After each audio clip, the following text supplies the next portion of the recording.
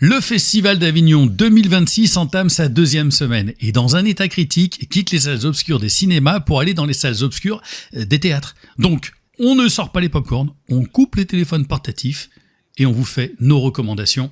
Générique.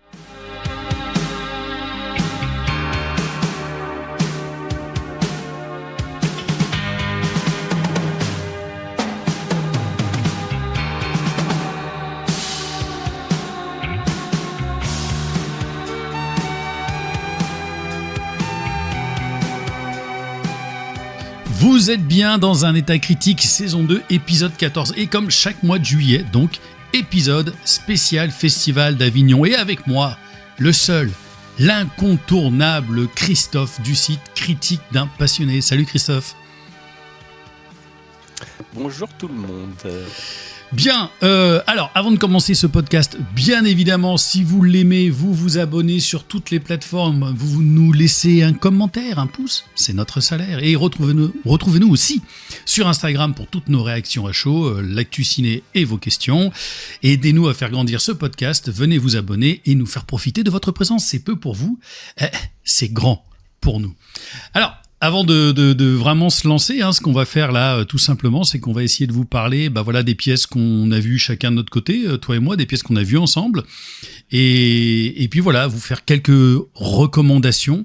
Et tu m'as fait noter ce matin que ça valait le coup de présenter l'affiche du Festival d'Avignon, parce que pour une fois,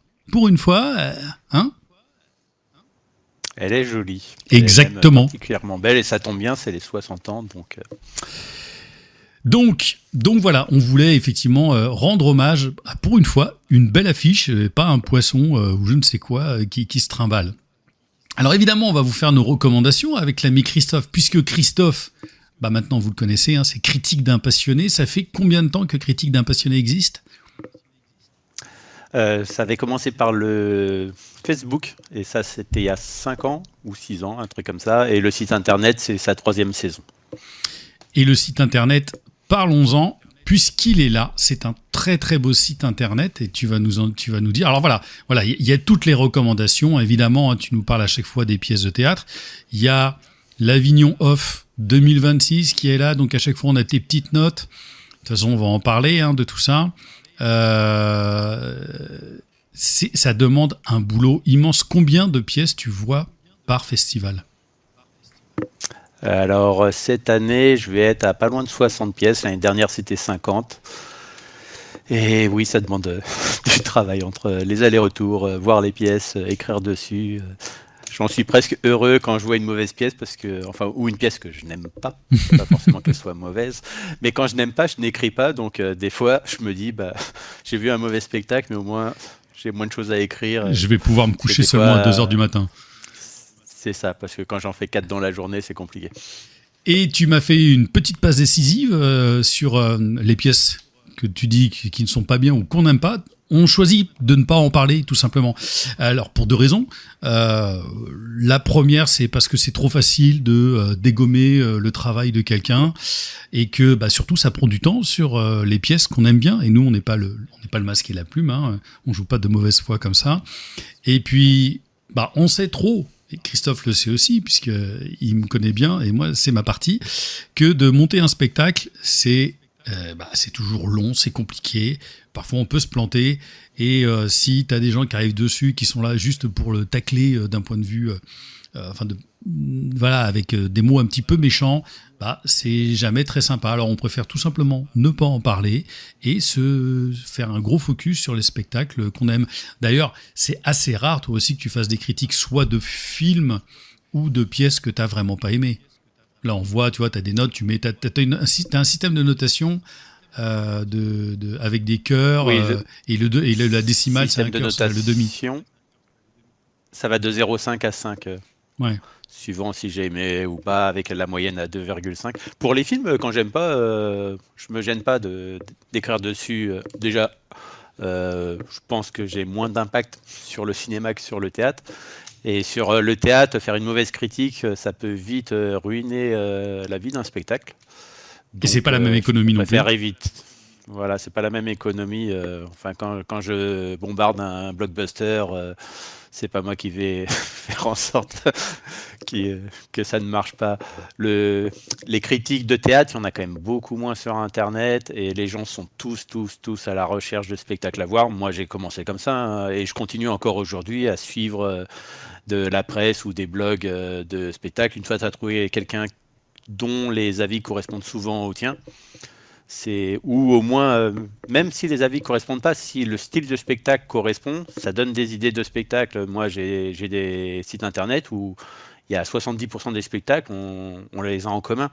Et donc, quand il va voir un spectacle que je n'ai pas vu, ça attire mon attention et je vais me renseigner sur le spectacle. Parce que sur 1700 spectacles, il y a des fois, il y en a, je les ressors assez facilement, mais il y en a, il faut aller creuser pour les trouver.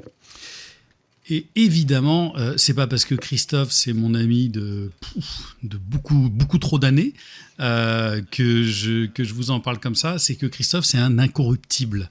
C'est pas histoire de jeter des crottes de nez à d'autres, on va dire, critiques 2.0, mais il y en a qui aiment être aimés par tout le monde, qui sont des influenceurs. Voilà, et qui vont aller voir des spectacles et qui vont en dire que du bien, même s'ils n'en pensent pas du bien. Christophe, lui, vous lui filez 5000 balles pour vous dire du bien de votre pièce, il ne va pas accepter ces 5000 balles. Voilà, le mec, c'est un incorruptible. Et je le sais parce qu'on en a parlé récemment, justement, et je trouve ça vraiment bien. S'il n'aime pas, il n'en parle pas et il préfère faire le focus sur le spectacle qu'il aime. Voilà, c'était une très longue intro, mais c'était important aussi quand même de remettre un peu en perspective quand même tout ton travail, Christophe, que tu fais depuis des années.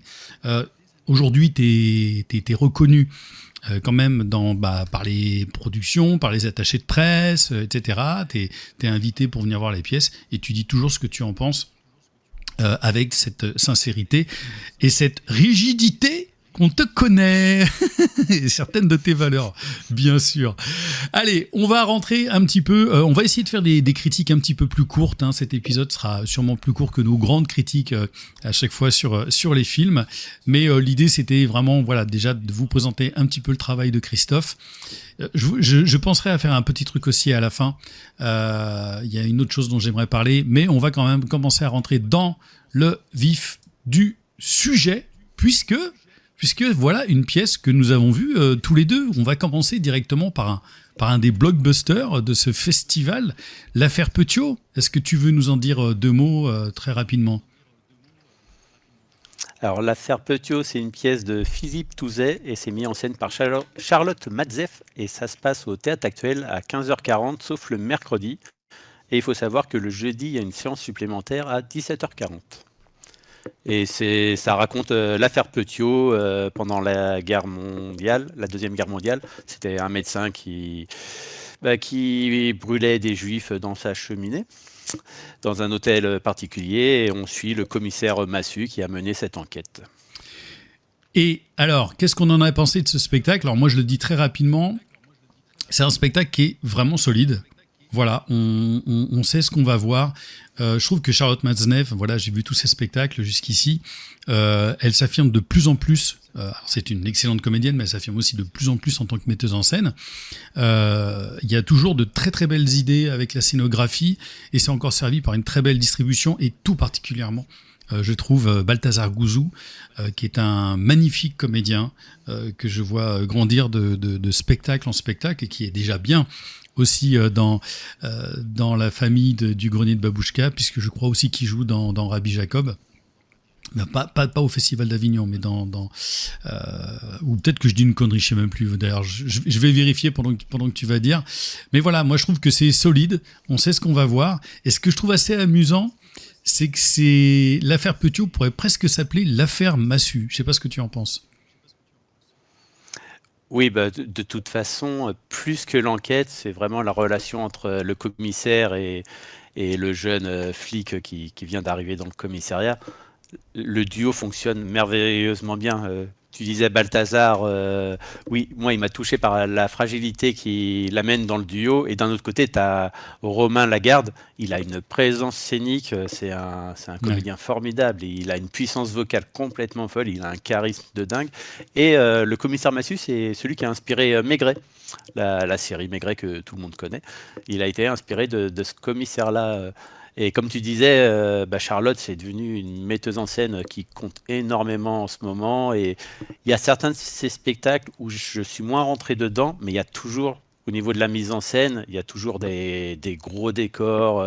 Là, le décor de l'affaire Petiot, il est assez dingo. Mhm. Il est assez impressionnant. Et sur le Facebook du théâtre actuel, j'ai vu, il y a une vidéo qui monte le montage du décor en accéléré, où tu Ouais, vois, ils sont une dizaine à le monter. C'est un travail de c'est énorme. fourmi. Et ouais. Et ouais, Tu non, te demandes la même comment pièce, elle ça rentre. marche. Oui, c'est ça. Mais moi, je me demande toujours, mais où ils stockent tous ces décors-là? À chaque fois, ça doit être un bordel, C'est la magie. l'arrière-boutique d'un théâtre. Mhm. Et il y a énormément d'humour dans la pièce. Et c'est vraiment, il y a un ton de comédie noire qui marche assez bien. C'est un spectacle extrêmement calibré. Il n'y a pas grand-chose qui dépasse. Moi, j'ai un petit bémol, c'est par rapport à la musique live. Il y a un guitariste qui est là, Ouais. qui fait la musique régulièrement. À quoi ça sert? Je ne vois pas. Je pense que ça sert à donner une Il y aurait eu la ambiance. Voilà. Mais Ouais, sans il y a eu plus. la Dans le Chant des musique Lions, il y avait sans le d'autres interventions qui étaient guitariste. plus. Ouais, Le Chant des Lions, la musique est centrale. Il bien y a sûr. même du cabaret dedans. Là, Bien c'est sûr. le personnage principal. Donc là, oui. Mais là, c'est vrai que j'ai trouvé le côté musique artificiel. Mais c'était un vrai bon moment, surtout par ce duo qui fonctionne vraiment à merveille. Voilà. C'est calibré, c'est formaté et c'est de qualité, tout simplement. Ensuite, on enchaîne. Alors ça, c'est un spectacle que je n'ai pas vu, écrit par Rachel Arditi, que je connais, Justine Henman, et mise en scène donc par Justine Henman. Olympe. Christophe, c'est toi qui l'as vu, c'est toi qui voulais en parler. Et donc, c'est à la Scala Provence à 21h, sauf le lundi. Alors moi, là, c'est mon gros coup de cœur de ce début de festival. Je me suis régalé. C'est la troupe qui avait fait Punk il y a 2 ans, Ah, d'accord. qui avait déjà ce côté rock'n'roll et féministe. Et là, on est à fond dedans. Et ce qui est sympa, c'est ça va retracer le combat d'Olympe de Gouges. Hmm. Et la première partie, ça va commencer à inviter le théâtre dans le théâtre. Moi, j'adore quand une pièce de théâtre parle de théâtre. Et tu vas démarrer avec des répétitions d'une pièce de théâtre parce que Olympe de Gouges, avant de faire son combat sur la déclaration du droit des femmes et des citoyennes, c'était une metteuse en scène et ça a été la première femme à vouloir monter une pièce à la Comédie Française. Et forcément, ça passait pas. Et donc, tu as première partie qui est volontairement assez classique. C'est très drôle, c'est hyper rythmé. Ils sont 10 sur le plateau. Forcément, parité oblige, 5 hommes, 5 femmes. Et au fur et à mesure qu'il y a la Révolution française qui va gronder, le spectacle il va prendre une ampleur totalement démesurée et ça va vraiment être un gros show. C'est un objet théâtral complètement hors norme. Moi, j'aime bien quand ça casse les codes. Et là, Olympe, ça les explose. Ça devient du grand n'importe quoi, mais c'est extrêmement bien foutu. Là, régulièrement, ça se transforme carrément en salle de concert, très rock'n'roll. Il y a beaucoup de chansons avec que des chansons de chanteuses françaises. Et il y a des personnages hauts en couleur, c'est très drôle. Il y a Beaumarchais, le personnage de Beaumarchais, rien que pour lui, faut aller voir la pièce. Le gars, il est à mourir de rire. C'est un Beaumarchais imbu de sa personne, misogyne, mais chaque réplique, c'est extrêmement drôle. Il y a aussi il y a plein de personnages connus. Il y a Robespierre avec une prestance. Le gars, il a une stature à chaque fois qu'il est là. C'est assez génial. Et sur ce que ça raconte sur le féminisme, c'est pas quand ça devient outrancier le féminisme, moi des fois pourtant je suis plutôt féministe, même beaucoup, mais quand ça va trop loin ça me saoule. Mais là non, ça raconte ce combat de cette femme qui se bat pour que les femmes se fassent entendre. Et la pièce rappelle qu'il y a eu des avancées depuis, mais qu'il y a encore pas mal de parcours à faire, notamment quand ça te fait des anachronismes, tu as des parallèles avec la société actuelle où tu vois que, ouais, putain, on trouve ça choquant aujourd'hui, mais finalement, ce qui se passe dans la pièce à l'époque, on trouve ça choquant, mais finalement, aujourd'hui, on est encore pas loin, quoi. Et non, très beau spectacle, c'est un véritable show, j'ai adoré. Et là encore, tu m'as fait une petite passe D. Franchement, on est en pleine Coupe du Monde. T'arrêtes pas de me faire des. Là, je sais pas, t'es le Dembélé, je suis le Mbappé. Et ça me permet quand même de présenter ceci, puisque je voulais en parler.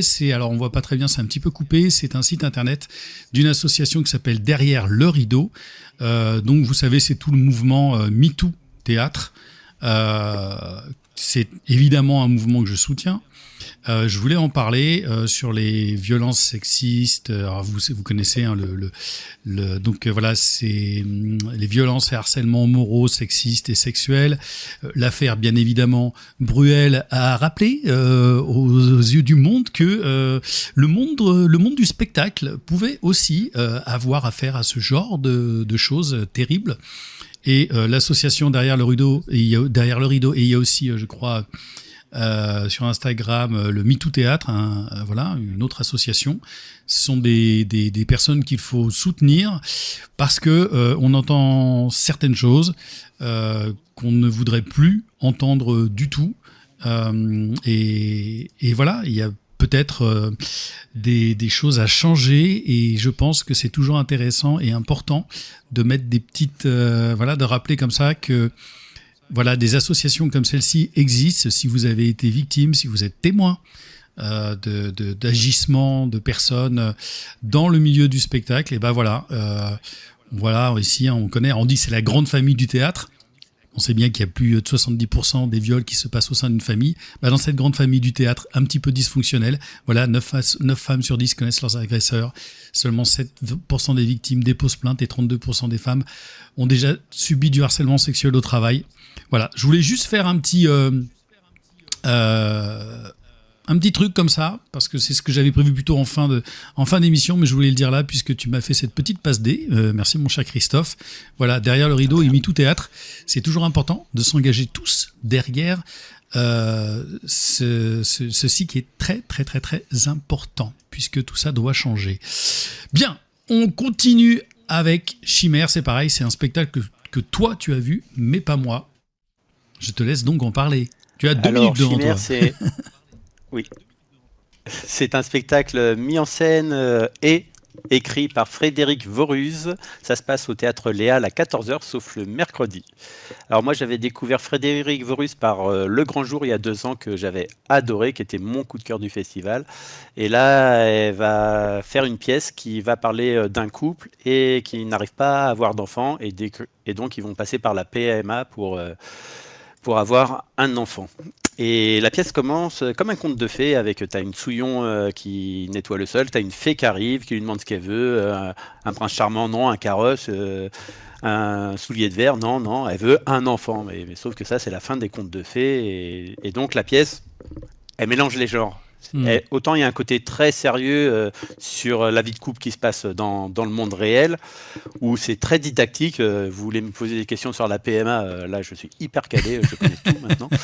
Et elle mélange vraiment les genres avec le drame. C'est très touchant l'histoire de ce couple, mais il y a aussi une comédie très décalée avec cette fée, où quand il y a une infirmière aussi, les deux sont joués par Frédéric Voruz. Elle est à mourir de rire dans les 2 cas. Il y a énormément d'humour noir, mais il y a aussi beaucoup de poésie. Il y a des ruptures de ton très maîtrisées entre le réel et l'imaginaire. Le couple fonctionne merveilleusement bien. Ils sont vraiment très touchants. Il y a des très fortes scènes d'intensité émotionnelle. Je pense notamment à une scène qui se passe dans une voiture qui m'a énormément parlé. Elle a résonné en moi très violemment, mais c'est aussi extrêmement drôle. Il y a une mise en scène très minimaliste avec un plateau vide et juste un cercle de sable qui représente le ventre de la mère qui voudrait avoir son enfant, avec tous ces comédiens qui prennent un soin fou à ne jamais abîmer ce cercle de sable. Et elle a réussi à quand même installer des vraies ambiances avec il y a un immense travail sur la lumière, et puis tu as une musique en fond, tu as 2 autres comédiens qui font de la musique, qui font les sons en direct et qui vont apporter, ils ont des personnages irréels qui vont apporter énormément d'onirisme et des instants de poésie assez dingo. C'est un sublime mélange des genres, et moi j'ai été emporté totalement. T'as dépassé les 2 minutes, mais c'était un régal à t'écouter. En tout cas, ça donne très envie. Moi, je l'ai raté. Je pouvais pas évidemment tout voir. Donc, Chimère. Et j'ai vérifié, Balthazar Gouzou joue bien dans La femme qui n'aimait pas Rabbi Jacob, donc de notre ami Jean-Philippe Daguerre, qui est aussi au festival, mais sa pièce, elle est complète, je crois, depuis 2 mois. Donc, on enchaîne. Alors ça, c'est moi qui l'ai vu. Toi, tu ne l'as pas vu encore, je crois.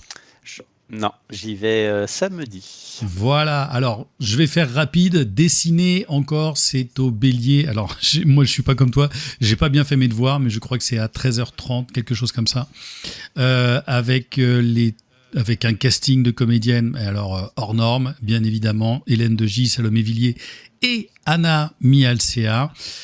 C'est d'après l'œuvre et les bandes dessinées de Coco. Alors Coco, bah évidemment, si vous connaissez un tout petit peu l'histoire, c'est une des dessinatrices de Charlie Hebdo et qui va nous raconter voilà cet attentat et comment essayer de s'en remettre.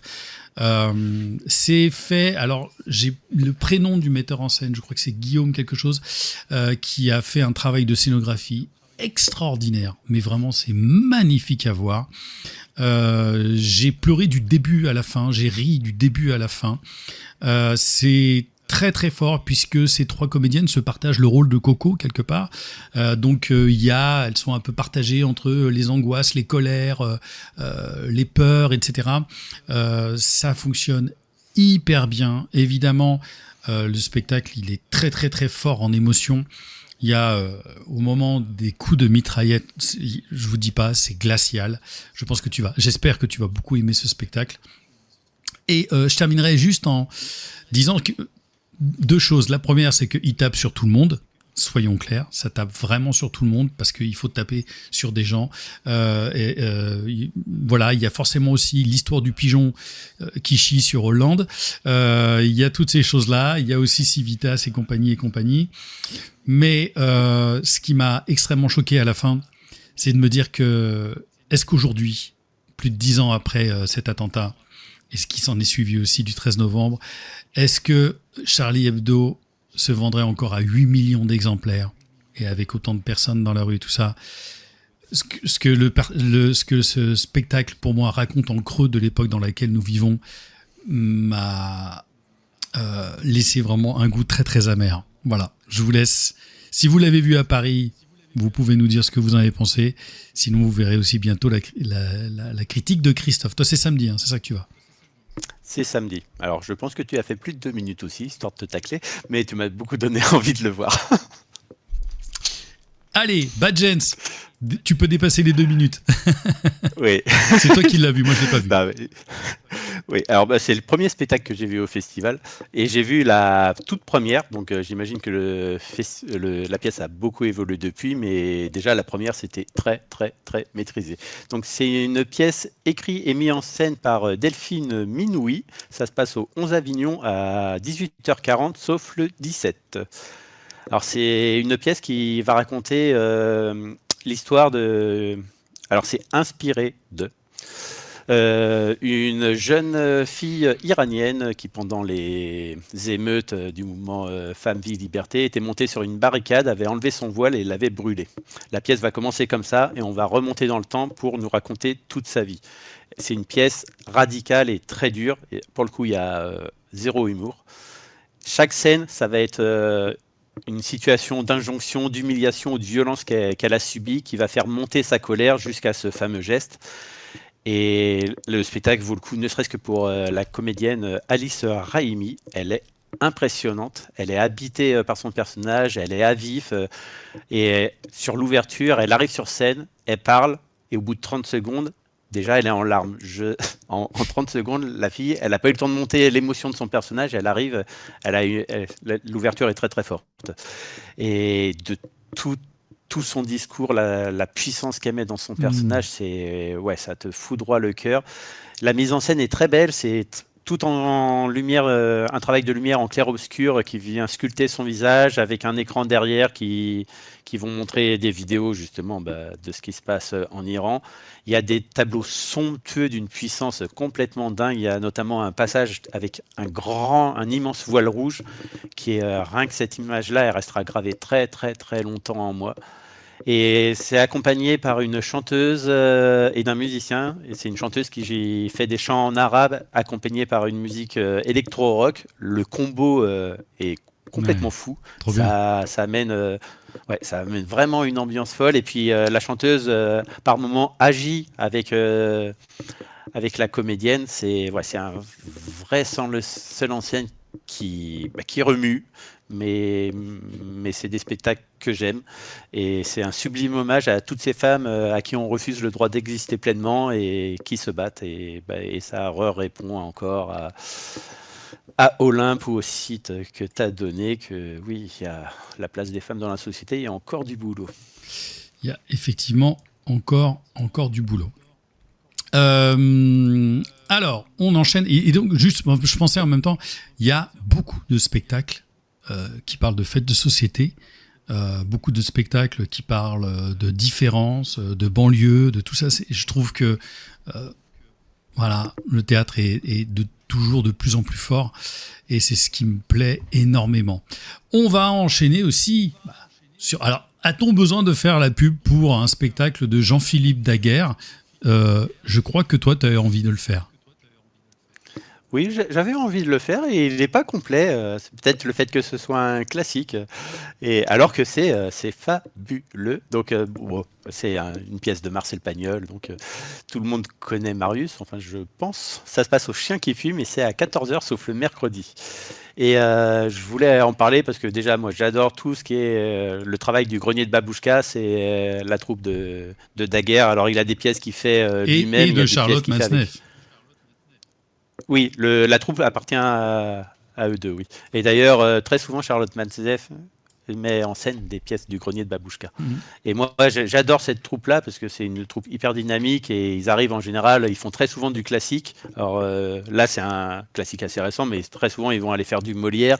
C'est pas forcément ma came, mais à chaque fois, ils le font en version classique, mais ils ont un tel esprit de troupe que ça m'emporte. Et là, ça a été une nouvelle fois le cas. J'ai beau avoir vu le film original au moins 7 ou 8 fois, j'adore le film. J'ai passé mon temps à pleurer de rire ou d'émotion, mais j'ai passé mon temps à chialer. C'est hyper respectueux de la pièce originelle, mais ça amène une vraie modernité dans le rythme qui est la marque de fabrique du Grenier. Et c'est hyper rythmé, il n'y a pas de temps mort, les comédiens se donnent à fond, ils ont tous un vrai sens du rythme comique. Il y a des personnages vraiment hauts en couleur et ils ne vont pas singer les personnages du film. Ils apportent vraiment quelque chose. Romain Lagarde, qui jouait dans L'Affaire Petiot, en tant que Marius, il est grandiose. Il ne te fait pas oublier Rému, mais il propose autre chose avec une puissance de jeu. Mais moi, c'est les 2 fois où je l'ai vu là, de suite dans les 2 rôles, il a une puissance dans sa voix, c'est hallucinant. Il y a Geoffrey Palis qui amène énormément de fougue et d'intensité à... comment il s'appelle son personnage, il y a Marius Fanny et je vais pas t'aider. Je l'ai plus, on s'en fout, c'est pas grave. Ça me reviendra. Et t'as Teddy Mélis qui joue Panis et il en fait le personnage le plus attachant de la pièce, à la fois drôle et maladroit, mais surtout il y a Juliette Béard et elle est lumineuse. Et moi, c'est le point faible que j'ai avec le film, c'est que c'était la femme de Pagnol et elle savait pas jouer et ça posait problème. Alors que là, c'est une dinguerie, ce qui fait que les scènes d'émotion fonctionnent à mourir et ça emporte. Ouais, c'est très gros coup de cœur, allez voir, même si vous connaissez le film, vous vous dites ouais, je vais pas voir ça au théâtre, j'aime trop le film de Pagnol, il faut absolument voir, c'est génialissime. On enchaîne sur un spectacle qu'on a vu ensemble avec ta mère, parce qu'il faudra quand même raconter comment dirais-je, l'anecdote de ta mère. La Petite Graine, c'est la même équipe qui, depuis 3 ans, joue à Avignon avec succès, je crois, complet encore cette année. J'allais dire la Petite Bière. C'est pas du tout ça. C'était une bonne bière. Voilà. Une bonne bière, c'est exactement la même équipe, plus Camille Nicolas qui joue aussi dans cette pièce. Donc on a Marie Lecam, Jérémy Malavo et Xavier Martel, c'est encore une pièce de Xavier Martel. Ça se joue à la Condition des Soies, hein, c'est ça ? À Condition des Soies, 15h10, sauf le mercredi. Et je ne sais pas si tu as dit, c'est mis en scène par Gilles Direct. Oui, voilà, donc avec Gilles Direct qui joue et qui met aussi en scène une bonne bière. Non, il met en scène seulement, c'est Xavier Martel qui joue dedans. Ouais, mais Xavier Martel a écrit et joue dedans. Ouais, mais une bonne bière, c'est Gilles Direct qui a mis en scène. Bonne bière, c'est avec les deux, oui. Oui, voilà, c'est ce que je voulais dire. Tout le monde joue dedans. Qu'est-ce qu'on peut... Alors, C'est une comédie, tu la résumes comment ? Bon, c'est une comédie sur la parentalité et l'attente d'un enfant. C'est un couple qui attend un enfant. Enfin, il voudrait faire un enfant. Voilà, et donc, tu apprends qu'elle vient d'être enceinte. Donc, c'est le gros choc dans leur vie. Et il y a leur couple d'amis même pas d'amis, c'est le frère du personnage principal, qui eux viennent d'en avoir un et ils viennent avec leur môme. Et forcément, ça va prêter à énormément de situations comiques. Et alors voilà, voilà, ce sont deux comédiens, c'est des comédiens qui se connaissent bien, qui ont un grand sens de la rythmique, de la comédie. Moi, je trouve que voilà, ça fonctionne. Dans la salle où on était, ça s'est bien marré. Ça provoque des réactions, dont celle de ta mère qui répond directement aux comédiens. C'est ça, et on était au premier rang. Et eux, en tout professionnalisme, ils ne se sont pas laissés démonter, parce que franchement, il y en a plus d'un qui se serait laissé démonter par les réactions de ta mère. Voilà. C'est des réactions positives, ce qui aide. Oui, évidemment, ce sont des réactions positives. Ça marche très très bien. Voilà, on sent que c'est une pièce qui a été écrite il y a quelques années quand même, qui date, je crois, c'est une pièce qui a un tout petit peu plus de 10 ans, parce qu'il y a une vanne sur l'iPad Pro pour montrer le signe, comme signe extérieur de réussite professionnelle. Bon, depuis l'iPad Pro, n'importe quel mec peut en avoir un assez facilement. Voilà, c'est une belle distribution, ça fonctionne. Ils sont très très bien. Moi, je connaissais pas du tout Camille Nicolas, qui est là, qui est hyper naturelle, qui est vachement, qui est très aussi lumineuse. Voilà, et qui tient bien tout ça. C'est vrai que les deux rôles de Marie Lecam et de Xavier Martel prennent beaucoup le lead d'un point de vue comique. Mais le talent aussi des comédiens, c'est de savoir porter de l'eau et comme on dit, d'être des bons porteurs d'eau pour que les autres puissent tenir un petit peu plus leur vanne et tout ça. Comme tu disais si bien, je crois, Christophe, c'est les clowns blancs et les Augustes. Oui, moi, je sais qu'on avait une discussion à la sortie de la pièce et on n'était pas trop d'accord, là où tu trouvais que les blagues s'étaient partagées inégalement. Moi, je trouve justement, c'est ce qui fait que ça marche. C'est que d'un côté, tu as ce couple qui vient d'apprendre son parent qui espère avoir un bébé, enfin qui se questionne sur le fait est-ce qu'ils vont le garder ou pas. Ils n'ont pas les plus grandes blagues, mais pour moi, c'est les clowns blancs, et ce qui fait que l'autre couple qui arrive, qui ont les grosses blagues, qui sont assez barrées, il y a ce qui fait que ça fonctionne, parce qu'il y a vraiment un décalage entre les deux, et pour moi, c'est une des forces de la pièce. Et moi, celle qui m'épate, c'est Marie Lecam. Elle est délicieusement détestable, elle est imbuvable tout le spectacle. Ouais. Et en une scène de 30 secondes, elle arrive à te toucher. Son personnage est assez génial. Son personnage est vraiment assez génial. Après, voilà, je suis d'accord sur tout ce que tu as dit. C'est plutôt efficace, on rit beaucoup. Il y a des petites baisses de régime par moment, mais franchement, les rires s'enchaînent dans la salle, les gens viennent chercher du rire, ça fonctionne, quoi. Voilà, si vous avez aimé une bonne bière, il y a des chances que vous aimiez la petite graine, puisque la formule fonctionne plutôt pas mal. On enchaîne, et ça, il n'y a que moi qui l'ai vu, l'autre, puisque c'est une pièce de Didier Caron qui se joue au Buffon. Et alors, c'est pareil, j'ai plus les horaires. Ah, si, j'ai les horaires. Pardon, j'allais dire des bêtises. Au Buffon, à 13h. Voilà, c'est une pièce qui dure 1h20. J'y vais demain. Ah, toi, tu y vas demain ? Bah, tu vois.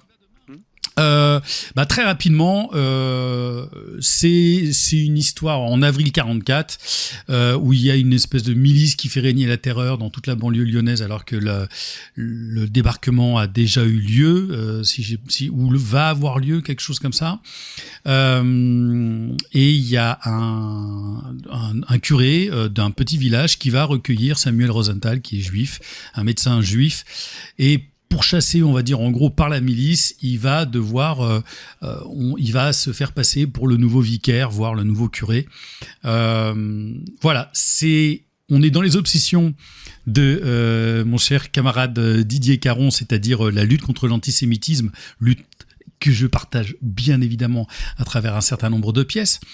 La pièce fonctionne vraiment bien. La salle est pleine, mais ça marche pour moi sur vraiment deux choses. La première, c'est qu'il y a un Christophe Corsan qui est en curé qui est magnifique. Mais alors, je ne connaissais pas, et honte à moi, Juliette Galloisi, qui joue la femme à tout faire du curé, qui est mais explosive. Elle est extraordinaire, mais vraiment, je pèse mes mots.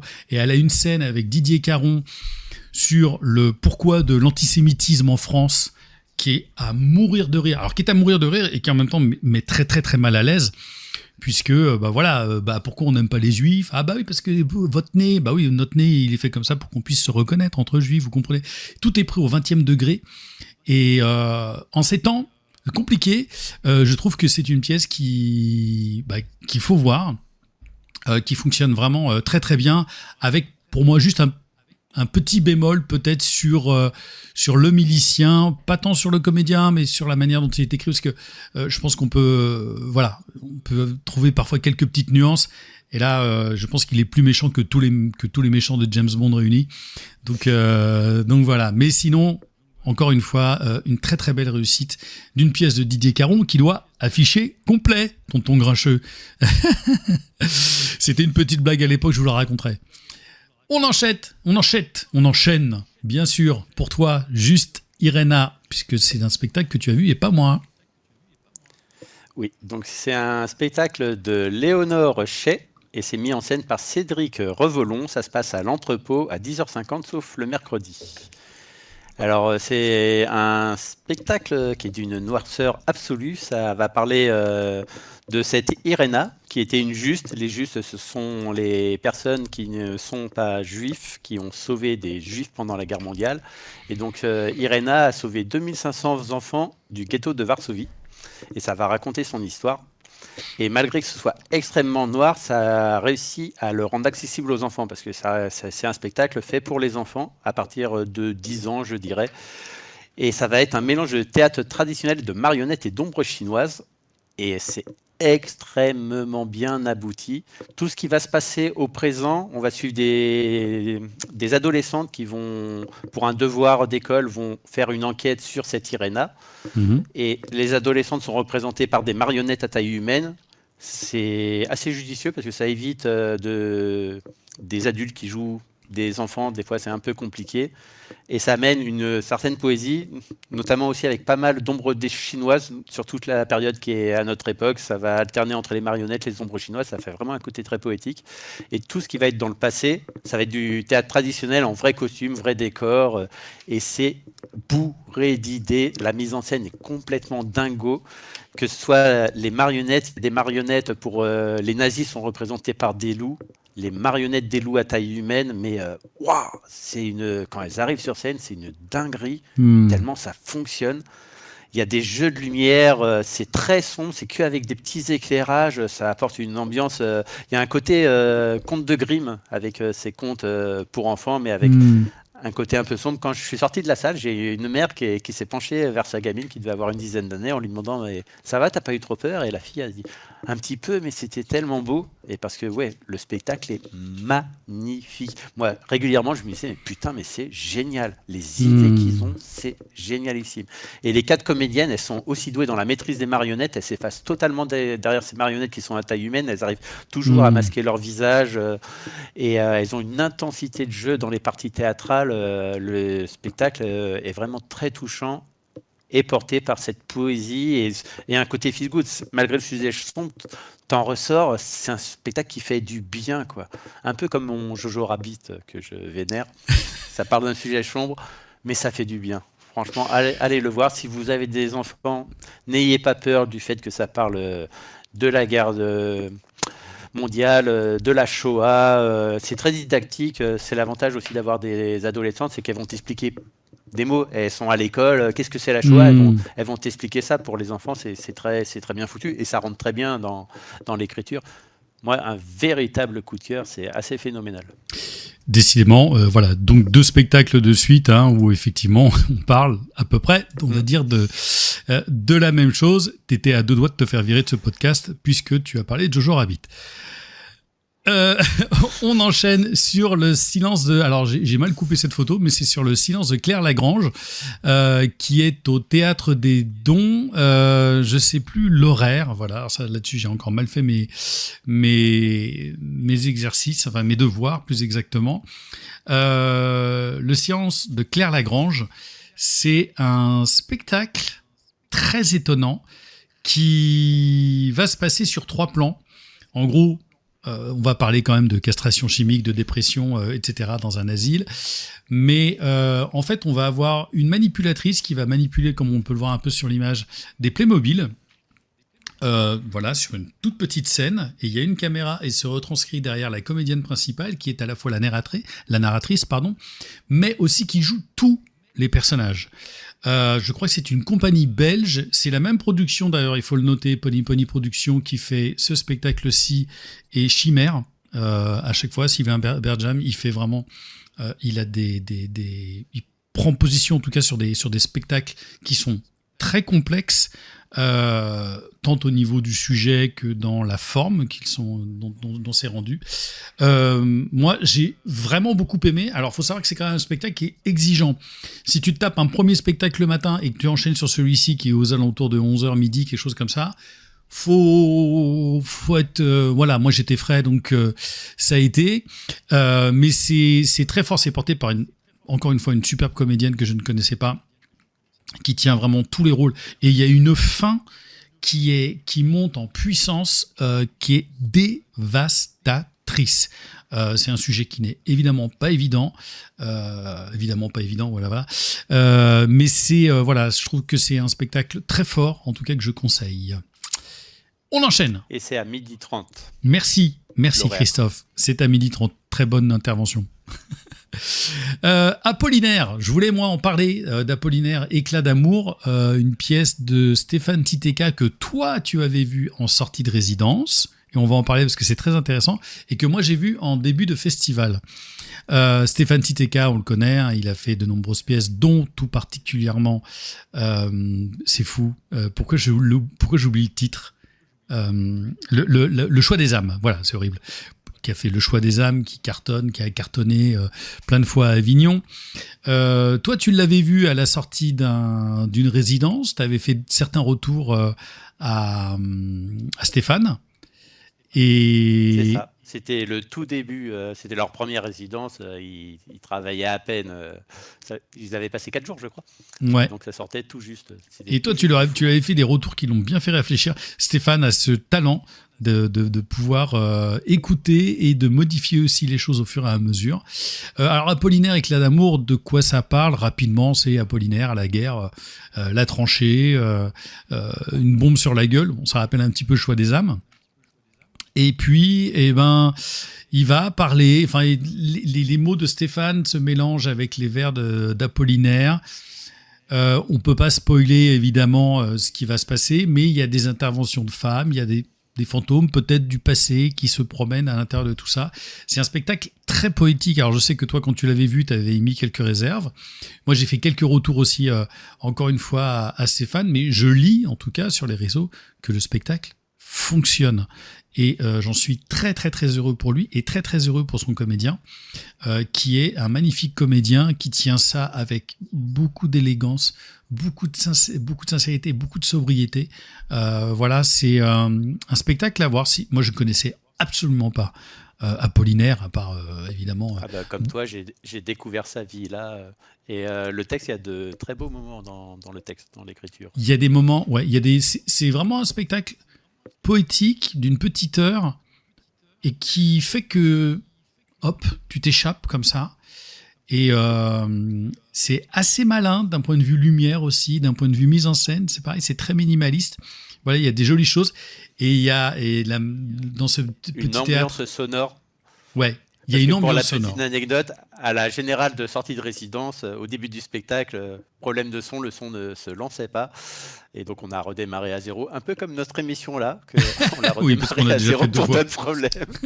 Et pour le coup, oui, il fallait redémarrer à zéro parce que l'ambiance sonore qui est installée, elle est tout au long de la pièce et elle fait beaucoup à la pièce. Et elle est très bien parce qu'en fait, elle intervient, mais de loin. Donc on se dit, mais c'est quoi ces bruits ? Bon, bah, ces bruits, c'est les bruits de la guerre. Hein.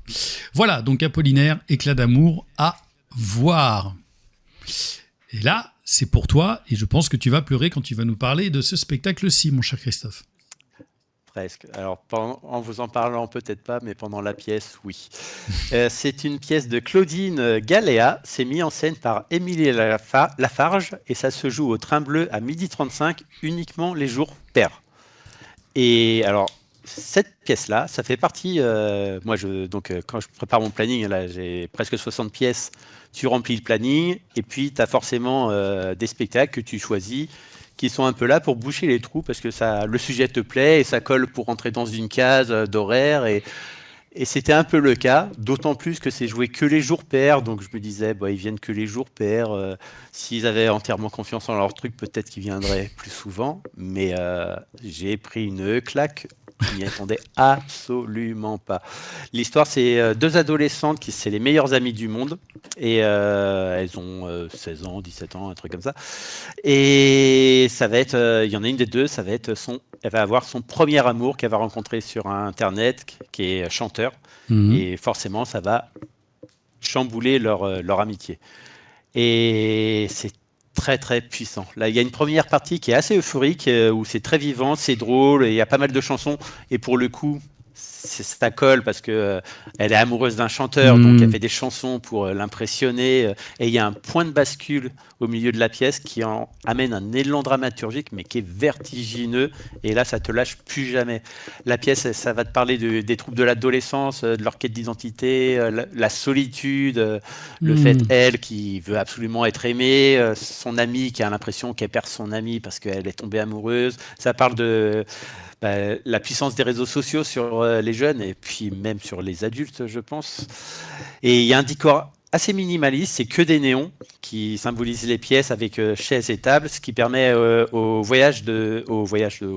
spectacle de pouvoir voyager dans des lycées notamment, où je pense qu'il a une force de frappe monstrueuse, parce que les lumières, elles sont faites grâce au néon. Et il y a un travail sur les lumières qui est assez dingo, il y a un travail sur le son qui est dingo, et le personnage d'Eric, c'est le garçon dont elle tombe amoureux, il est présent que par sa voix, ça lui donne une présence assez fantomatique.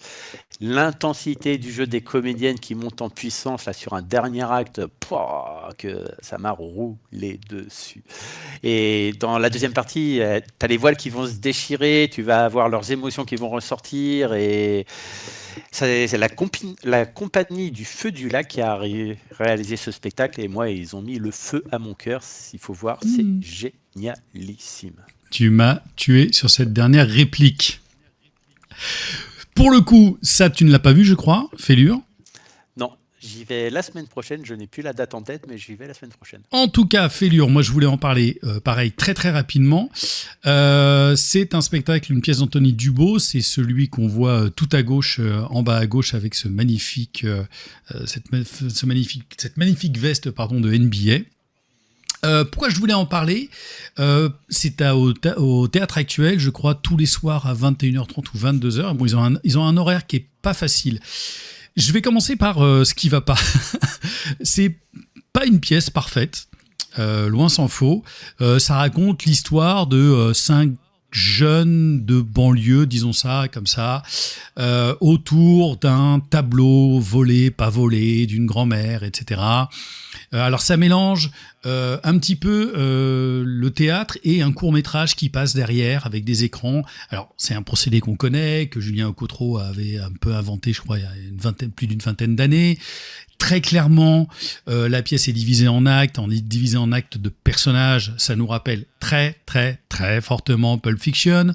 Et quand j'en ai parlé, Anthony m'a dit un peu, mais complètement. Mais surtout, en fait, je voulais mettre ça en avant parce que c'est une nouvelle écriture. Je trouve que c'est une nouvelle écriture, c'est une autre façon de voir la banlieue, c'est une autre façon d'écrire. Il y a un vrai travail sur le texte, il y a un vrai travail sur les mots. C'est très drôle à des moments, il y a des ruptures de ton, pas toujours heureuses, mais en tout cas il y a des essais en permanence. Ce mec-là, ce Anthony Dubos, pour moi c'est le futur. Voilà, je le dis très clairement, ce mec-là, c'est le futur. Vous allez en entendre parler parce que, a priori, de ce que j'ai compris, il est dans la prochaine création d'Alexis Michalik. C'est un super comédien. Le duo qu'il forme au début avec son ami Armand, ça marche très très très bien. Il y a beaucoup d'humour, il y a des vannes, il y a même cette façon de parler en anglais en rajoutant des S à la fin. Voilà, il y a un vrai travail sur le texte. Ce garçon va passer son temps à s'améliorer. Il faut vraiment le suivre.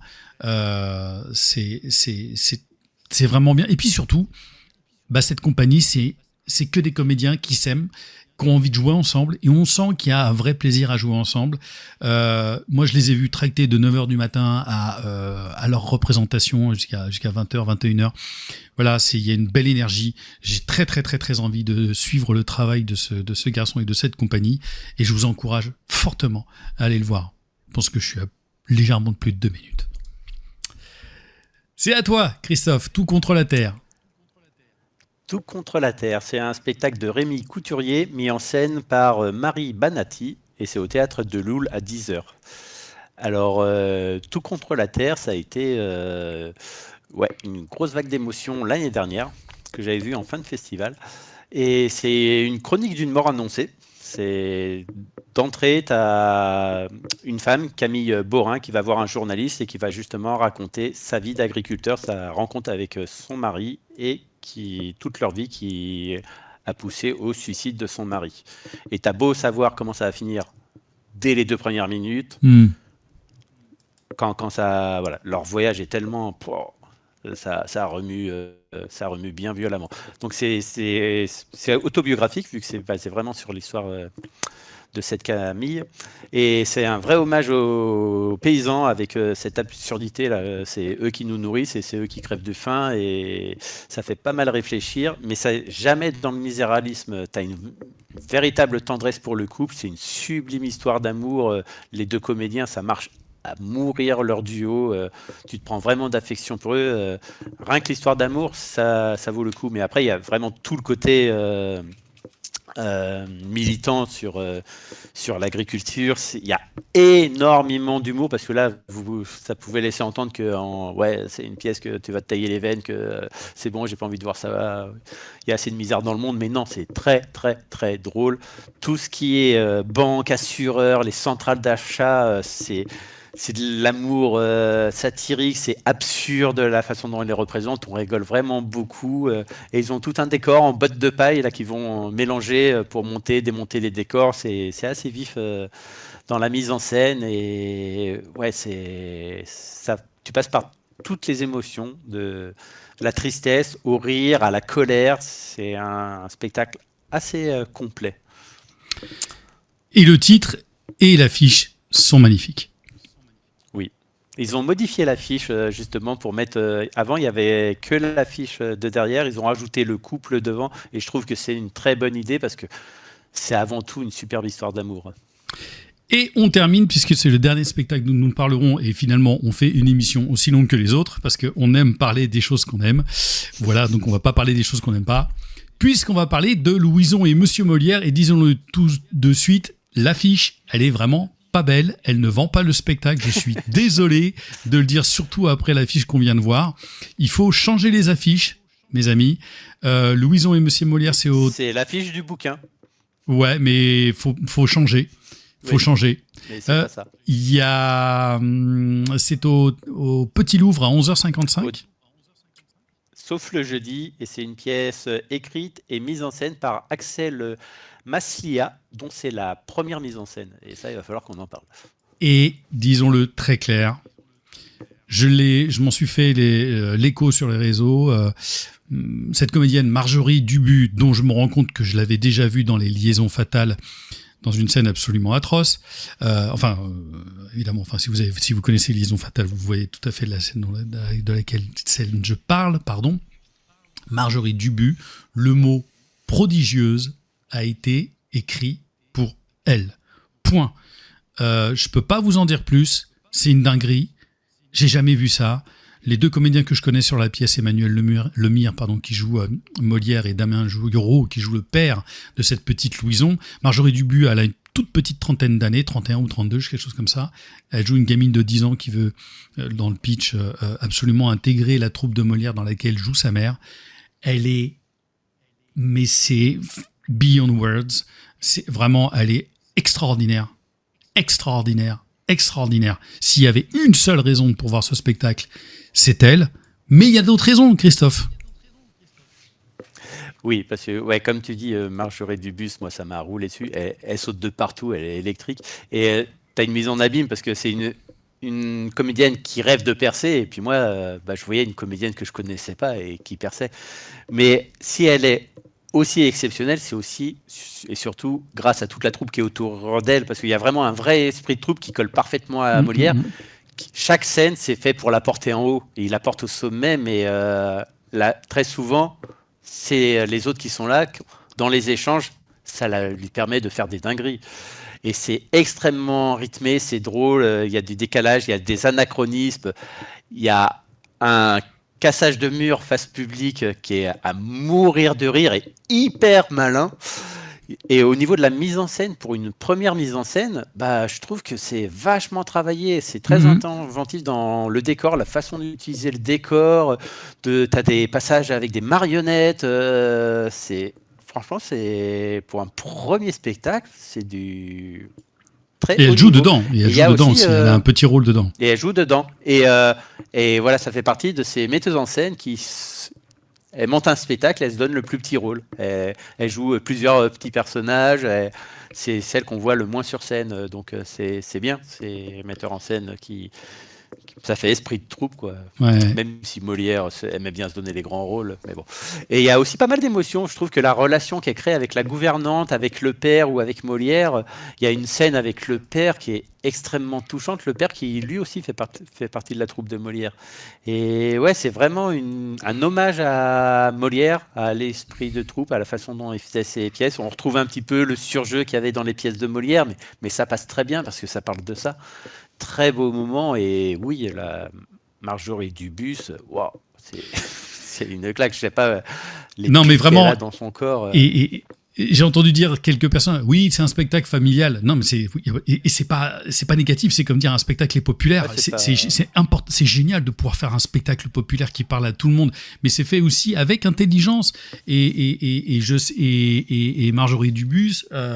Dubu ou Dubus, je ne sais pas, elle me pardonnera, mais elle est, enfin, je veux dire, elle a une carrière de fou devant elle, vraiment, et je me souviens de ce que j'avais vu dans Les Liaisons Fatales, c'était déjà quelque chose, mais là, je ne sais pas comment elle va finir ce festival si elle joue comme ça tous les jours, mais son jour off, j'espère qu'elle est à l'horizontale pendant 24 heures, parce que c'est vraiment une dinguerie, et ce n'est pas que l'énergie qu'on voit dégager d'elle, qui la rend aussi incroyable, c'est que en fait, elle est à 100% dans toutes les émotions, et dans le rire, et dans la comédie, et dans les choses plus tristes. Elle a un côté ingénu et fragile qui est assez dingo, qui est en contraste total il y a ce côté enfantin, mais avec une énergie, mais elle est électrique. Elle a tout. Voilà, maintenant il faut aussi lui donner des rôles de jeunes femmes de son âge, et je pense qu'elle va absolument tout écraser. Voilà, extraordinaire. Bon, mon cher Christophe, voilà, on fait quand même l'heure finalement de cette vidéo. Je vais me précipiter à faire le montage, la compilation, et te l'envoyer pour que tu puisses le mettre cet épisode le plus rapidement sur les réseaux. On aura peut-être un petit peu de retard, mais c'est pas très très très grave. On a dit les choses avec passion, voilà, il y a sûrement, il y aura, toi tu vas voir encore plein d'autres spectacles, moi je retourne pas à Avignon, mais en tout cas des spectacles que j'ai vus. Alors évidemment on pourrait reparler aussi de Il y a de la joie de Michael Hirsch, je crois qu'il y avait Roberto Zucco, toi aussi, que tu avais vu, qui revenait. Un soupçon d'amitié première émission, vous pouvez retrouver ça. Il revient Exactement, Un soupçon d'amitié aussi, qui avait été très bien. Le manuel de la jeune mariée, qui est repris. Bon, assez souvent, des spectacles comme ça qui reviennent une seconde, une deuxième, une troisième année dans des grands théâtres, c'est qu'ils ont vraiment cartonné, et ça peut être aussi des spectacles vraiment de qualité. On ne peut pas évidemment parler de tous les spectacles qu'on a vus, et Christophe et moi avons déjà fait une sélection, mais voilà ce dont on voulait vraiment vous parler. Est-ce que tu voulais rajouter une petite chose, mon cher Christophe ? Oui, un petit coup de gueule sur le festival. Cette année, les théâtres, je trouve qu'ils n'ont pas joué le jeu. Ils se sont mis à vendre les places début mai, alors que le site officiel du HOF a ouvert, je crois, le 10 juin. Ce qui fait qu'il y a des spectacles, les gros spectacles, qui se sont retrouvés complets avant même le début du festival, alors que des gens qui ne sont pas des habitués du festival ne savaient pas qu'on pouvait commander directement sur les théâtres. Ils se sont retrouvés le jour de l'ouverture, il n'y avait plus de billets en vente. Ah bah d'accord. Et ce qui fait que commencer 2 mois avant, les gens commencent à faire leur programme encore plus tôt, ce qui fait que ça laisse beaucoup moins de place aux petits spectacles. Et arriver un moment, on va arriver comme les concerts où tu te mets à vendre les spectacles 1 an à l'avance, et je trouve que ça casse un peu l'esprit du HOF. Eh ben merci pour ce petit coup de gueule, mon cher Christophe. C'est effectivement, j'avais pas conscience que c'était à ce point-là. Voilà, on aura fait plus d'1 heure d'émission. On espère qu'elle vous aura plu. Vous verrez sûrement quelques petits réels aussi tirés de cette émission. Voilà, on vous souhaite, on reviendra bien évidemment sur nos podcasts cinéma tout bientôt, puisque moi j'ai pu voir des films. Toi, tu peux pas te faire et des films et des pièces de théâtre. Une journée ne fait que 24 heures. Mais voilà. Même l'Odyssée la semaine prochaine, enfin demain, je crois. Après-demain. Ou après-demain. Voilà, mais on y reviendra sur tout ça. On vous remercie, comme d'habitude. Christophe et moi, on termine dans un état critique. On se retrouve tout bientôt pour une nouvelle émission. Salut Christophe, allez voir le site Critique d'un passionné, soutenez-le, faites toujours exploser ses scores parce que ça explose en permanence en ce moment. Et on se retrouve tout bientôt. Ciao ciao.